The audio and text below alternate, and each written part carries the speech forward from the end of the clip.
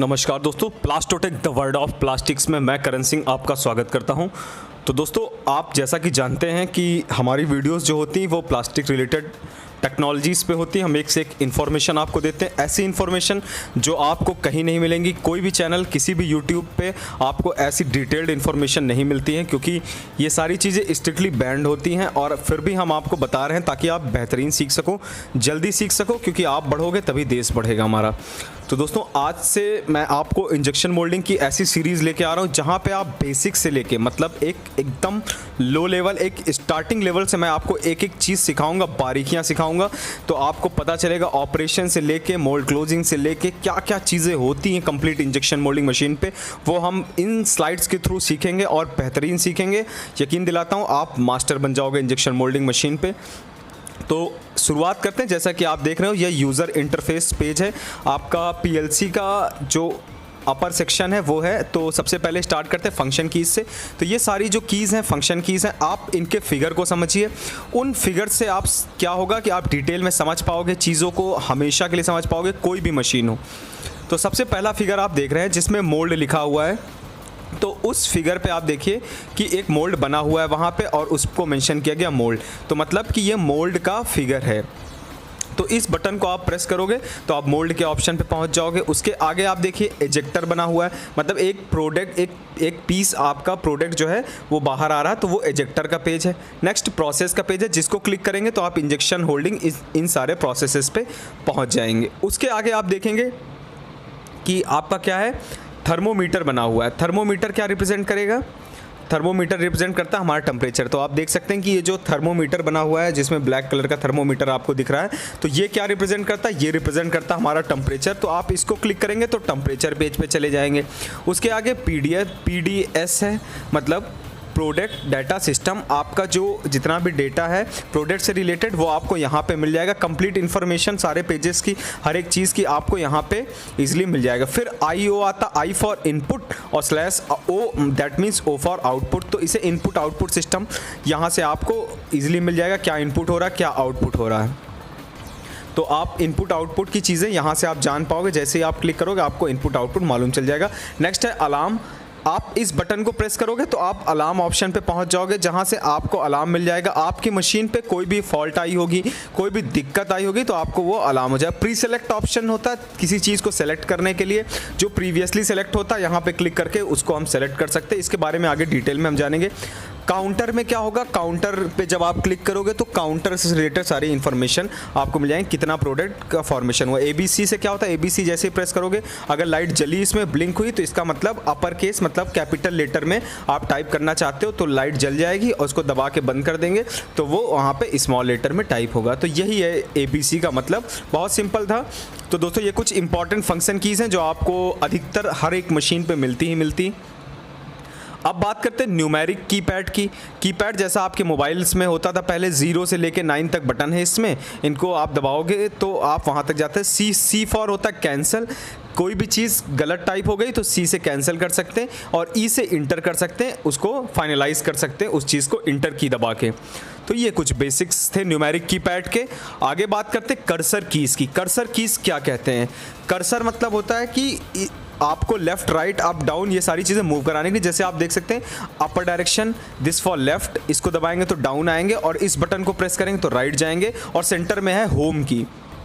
तो ये जो बटन्स हैं आपको up, down, left, right move कराने के लिए होते हैं, इन्हें कर्सर कीज़ कहते हैं। अब बात करते हैं manual keys and mode selection keys की। तो कोई चीज़ सेलेक्ट करने के लिए हम इन कीज़ का इस्तेमाल करते हैं, जिसमें आप ऑप्शन देख सकते हैं मोल्ड ओपन, मोल्ड क्लोज। इसमें एरोज बने। मोल्ड ओपन का एरो आप देखोगे तो वो क्लैंपिंग एरिया की तरफ जाएगा, इसका मतलब मोल्ड आप खोलना चाहते हो। और जो मोल्ड क्लोज का है उसका एरो जो आपके बैरल सेक्शन की तरफ जा रहा है, इसका मतलब आप मोल्ड को बंद करना चाहते हो, आप प्लेट को बंद करना चाहते हो, इसलिए इसको कहते हैं मोल्ड क्लोज।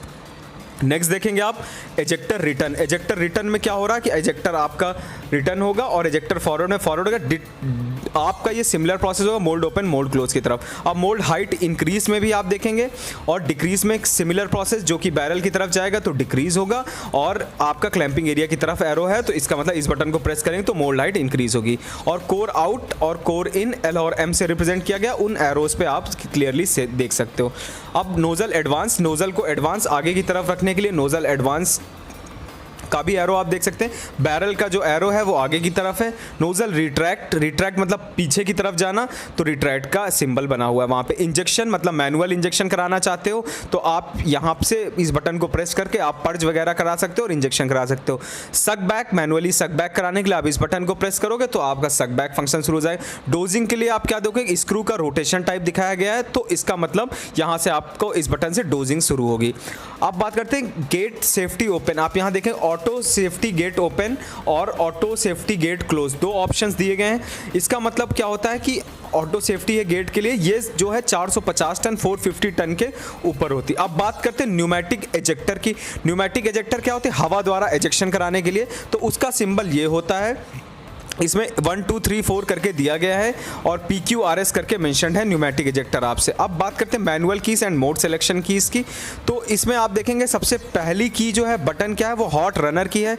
जब आप HRTC वगैरह मोड में लगाना चाहते हो तो आप इस बटन को प्रेस कर दीजिएगा। जब यहाँ पे लाइट ब्लिंक करेगी तो आपका HRTC फंक्शन करने लगेगा, तो ये HRTC के लिए होता है। नेक्स्ट है आपका हीटर। हीटर में क्या होगा, आप फ्यूम्स देख सकते हैं, फ्लेम देख सकते हैं, हल्का सा दिख रहा है हीटर में। जब आप इस बटन को प्रेस करेंगे तो आपका हीटर ऑन हो जाएगा, इसमें लाइट ब्लिंक करेगी। सिमिलर फंक्शन पंप में है, पंप की भी बटन दबाएंगे तो पंप का फंक्शन शुरू हो जाएगा। हाइड्रोलिक पंप का फंक्शन स्टार्ट होते आपकी मशीन स्टार्ट होती। नेक्स्ट हूटर की नॉलेज, मतलब इसको प्रेस करेंगे तो आपका अलार्म का जो हूटर है वो यहाँ से आएगा, दबा देंगे, इसको प्रेस कर देंगे तो क्रॉस मार्क हो जाएगा, बंद हो जाएगा।